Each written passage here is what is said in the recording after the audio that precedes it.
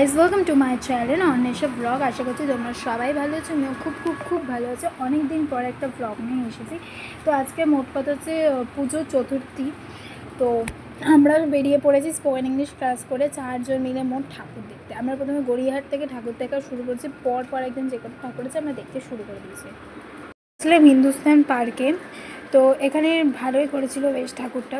আর প্রথমে তোমরা সবাই দেখেছো মানে কত সুন্দর লাগছিলো, তারপর লাস্টে তোমরা দেখবে যে আমাকে কীরাম লাগছিলো পাগল ছাগলদের মতো। আর তার মধ্যে আমরা প্রতিদিন এই বেহালা থেকে SD4 করে যাই।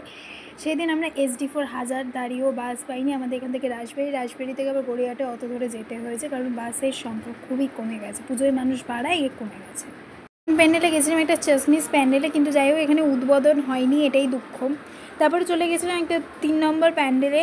তো ওখানে ধানের ক্ষেত দিয়ে নাম সুন্দরভাবে বেশ করেছিল, বেশ ভালোই করেছিল। ওটা সিম্পলের মধ্যে বেশ খুব সুন্দর করেছে। আমার নামটা ঠিক মনে নেই, অত নাম মনে রাখা সম্ভব নয়। তো যাই হোক এই প্যান্ডেলটাও বেশ ঠাকুরটা বেশ খুব সুন্দর করেছে। এরপরে চলে গেছিলাম ট্রায়াঙ্গুলার পার্কে। এখানে এখনও পুরোপুরি কাজ হয়নি, কাজ চলছে। তারপর আমরা এইখানে একটা প্যান্ডেলে এসেছিলাম। এখানে রাজবাড়ির মতো আমার যেটুখানি মনে হয় এটা রাজবাড়ির মধ্যে কিছু একটা করতেছি, যে রাজবাড়ি টাইপের সিঁড়ি টিড়ি যেরকম দেখে আর কি যা বোঝা গেল। তো ঠাকুরটাও এখানকার খুব প্রত্যেকটা ঠাকুরই সুন্দর। তো দুর্গা ঠাকুর সুন্দরই হবে। প্যান্ডেলটাকে যেটা কেদারনাথের ওপর থিম করে করেছিল, বেশ ভালোই সিম্পলের ওপর করেছিল। আর ভিতরে সব কেদারনাথের বিভিন্ন নানা রকমের ছবি লাগিয়েছিল। আর দুর্গা ঠাকুরের মুখটা এখানে অসাধারণ ছিল, অসাধারণ। যে প্যান্ডেলটায় এই প্যান্ডেলে প্রথমে যে কী প্যান্ডেল দড়ি ঝুলছে, মোটা দড়ি। তো ঠেলে ঢুকে তারপর দেখলাম লেখা আছে থিমটা হচ্ছে পথের পাঁচালী। বেশ খুব সুন্দর করেছিল, ঠাকুরটাও মানানসই করেছে প্যান্ডেলের সাথে।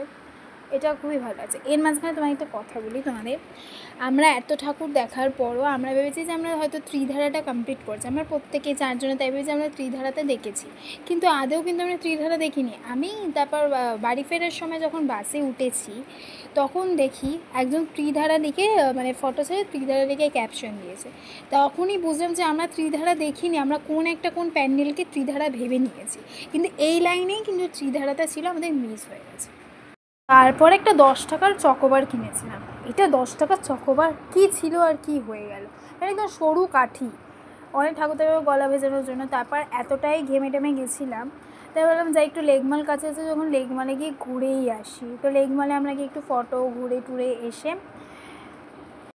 ভিড় দেখো, আজকে চতুর্থী আর লেকমাল এখনও জামা কাপড় বাঙালিদের কেনা শেষ হয়নি। তো বাঙালিদের কোনো দিন জামা কাপড় শেষ হবে না, কারণ 12 মাসে 13 পার্বণ বাঙালিদের।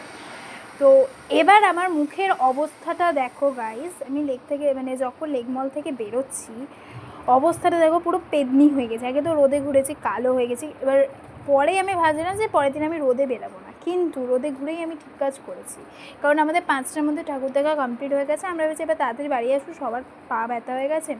5টা থেকে 6:15 অবধি আমরা রাজবাড়ি মোড়ে দাঁড়িয়ে আছি, কোনো বাস পাচ্ছি না। যে কটা বাস পাচ্ছি সব থেকে ঝুলে আসছে, তো ওই বাসে ওঠা সম্ভব নয়। তো প্রথমে আমরা তারাতলা থেকে আবার অটো ধরে বেহালায় আসতে হলো গাইস। তো আজ এই পর্যন্ত, দেখা হচ্ছে নেক্সট ভিডিওতে, টাটা।